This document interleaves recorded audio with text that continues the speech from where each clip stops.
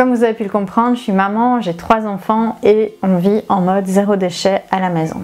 Dans cette vidéo, je vais vous donner quelques trucs et astuces pour vivre en mode zéro déchet quand on a des enfants. Vous me suivez ?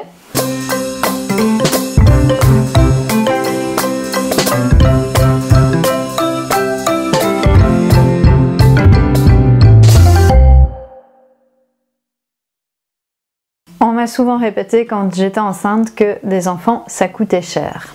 J'ai fait ma propre expérience et avec le temps j'ai remarqué qu'en fait ça ne coûte pas si cher que ça d'avoir des enfants.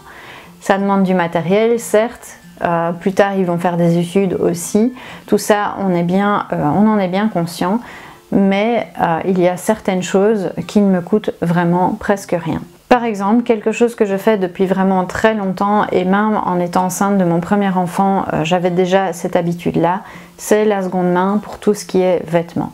J'ai récupéré un nombre incalculable de vêtements pour mon premier enfant, de la famille qui était vraiment tout content parce qu'on allait fonder notre propre famille.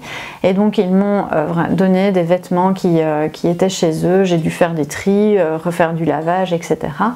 Mais tous ces vêtements étaient vraiment pour la plupart en bon état. Et donc j'ai pu récupérer pas mal de vêtements comme ça. Ensuite, quand les enfants grandissent ou parfois parce que j'avais besoin d'un vêtement particulier ou quoi que ce soit, mon premier réflexe a toujours été d'aller voir en seconde main. La seconde main pour les vêtements d'enfants, c'est vraiment quelque chose de très intéressant. En général, les vêtements ne sont pas très abîmés, sauf si, comme chez moi, ils ont fait 3 enfants d'affilée. Mais de manière générale, quand ils sont vendus en seconde main, ils sont dans un état plus que parfait. Et donc là, vous pouvez vraiment avoir des vêtements pas trop chers et dans un état tout à fait convenable. La seconde main, on l'utilise aussi pour plein d'autres choses. Quand les enfants ont envie d'un jouet ou qui commandent à Saint-Nicolas, au Père Noël, etc. des jouets, notre premier réflexe, c'est vraiment d'aller voir est-ce que je peux pas le trouver en seconde main. Là aussi, vous allez pouvoir avoir des jouets en bon état, en seconde main, pour pas trop cher. Et donc ça va vous permettre aussi de faire certaines économies. La seconde main, vous pouvez aussi l'appliquer pour tout ce qui est livres. Si vous avez envie d'acheter un livre pour votre enfant, n'hésitez pas à aller d'abord voir en seconde main. C'est aussi quelque chose qui est très répandu au niveau des livres. Vous avez des sites spécialisés, vous avez des sites internet aussi avec de la seconde main de particulier à particulier. Vous avez tout ce qui est Croix-Rouge, Emmaüs, il y a vraiment plein d'endroits où on trouve des livres qui sont souvent aussi en bon état pour les enfants. Donc voilà, pour tout ce qui est seconde main, c'est vraiment moi un réflexe que j'ai. Le premier réflexe que j'ai, c'est d'aller voir si en seconde main je ne trouve pas ce que je cherche pour mes enfants. Une autre chose que j'ai mis en place aussi pour les jeux là, c'est des échanges ou de la location. On fait ça beaucoup pour des jeux de société où quand on a envie de tester un jeu ou qu'on a envie d'avoir un peu d'autres jeux, on les loue. On a trouvé un système de ludothèque en fait, de location de jeux de société. Et donc voilà, on loue le jeu pour une semaine et puis on y joue plusieurs fois et puis voilà, les enfants s'enlacent et on le rend. Et donc ça aussi c'est vraiment super pratique pour éviter d'investir, d'accumuler, etc. L'échange peut aussi être quelque chose de très intéressant si vous avez d'autres familles autour de vous qui ont des enfants dans la même tranche d'âge.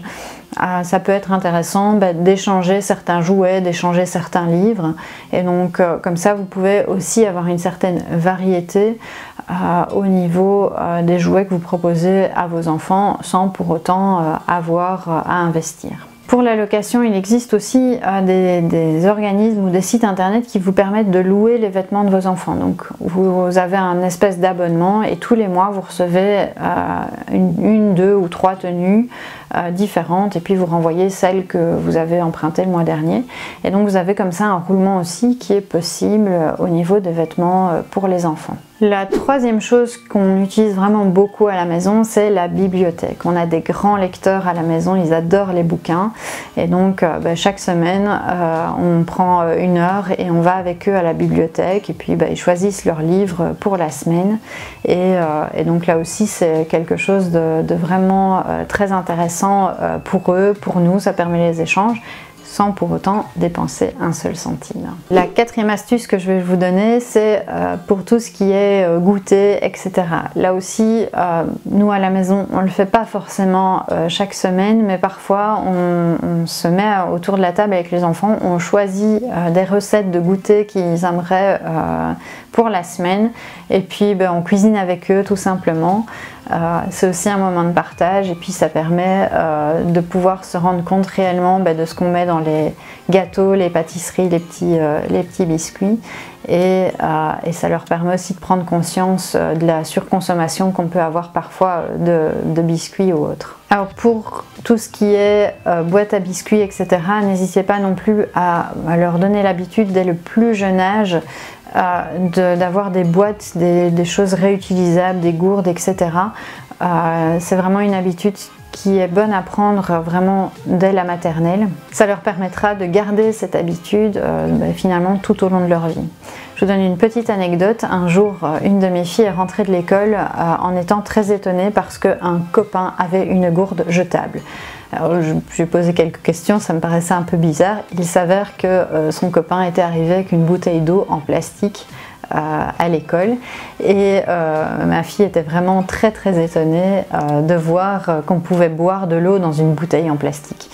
Donc voilà, c'est vraiment des habitudes à avoir, je pense, dès tout petit, d'avoir une gourde, de boire de l'eau du robinet ou de l'eau filtrée ou quoi que ce soit, mais d'éviter un maximum les déchets quand ils sont tout petits. Ils gardent vraiment cette habitude pour toute la vie.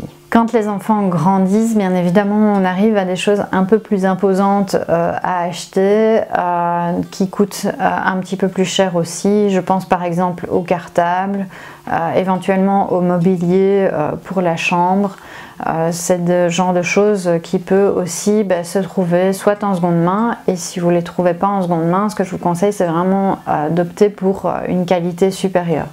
Par exemple, un cartable, si vous avez un cartable vraiment de bonne qualité, il va pouvoir faire toutes les primaires, et puis vous allez pouvoir éventuellement remplacer le cartable par un cartable de plus grand pour toutes les secondaires. Pour tout ce qui est mobilier, au niveau chambre par exemple, quand votre enfant grandit, qu'il a besoin de son grand lit, n'hésitez pas non plus à aller voir en seconde main, on trouve vraiment des merveilles aussi en termes de mobilier en seconde main. Pour les plus grands, quand ils ont besoin d'un bureau ou de mobilier un peu plus spécifique pour leur chambre, là aussi en seconde main vous allez vraiment trouver plein de belles choses et un choix énorme finalement. Comme toujours, quand on veut faire du zéro déchet et qu'on veut le faire aussi avec les enfants, ça devient une habitude finalement. On doit pouvoir réfléchir à plusieurs questions. Est-ce que j'en ai vraiment besoin?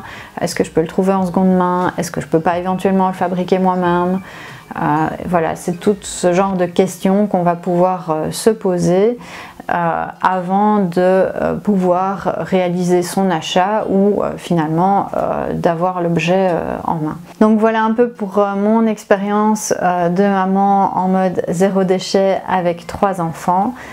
N'hésitez pas à me dire en commentaire si vous avez des petites astuces ou des habitudes que vous avez prises avec vos enfants pour rester en mode zéro déchet. Si vous avez aimé cette vidéo, n'hésitez pas à mettre un petit pouce de like ou à nous le dire en commentaire. Abonnez-vous à la chaîne, ça fait toujours plaisir. N'hésitez pas non plus à nous suivre sur les réseaux sociaux. Et moi je vous dis à bientôt dans une nouvelle vidéo.